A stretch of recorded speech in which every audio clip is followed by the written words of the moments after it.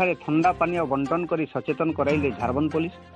झारबंद थाना अधिकारी श्रीयुक्त दिलीप बेहरा नेतृत्व में एसआई जगा बरिहा, एएसआई केशवानंद होता, एएसआई शशिकांत बारिक एवं पुलिस टीम समस्त पथिकों को लेंबू सरबत दही देथिले एवं अति जरूरी नहेले खरारे न बाहरिबा को बुझाइथिले। सरकार अंशुघात सतर्कता वार्ता को पालन करने को सचेतनता करथिले।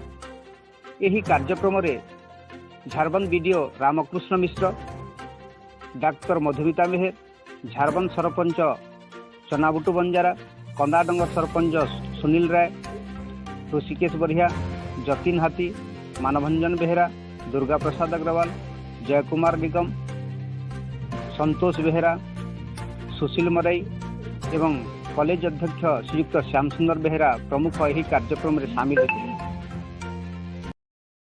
अंशुघात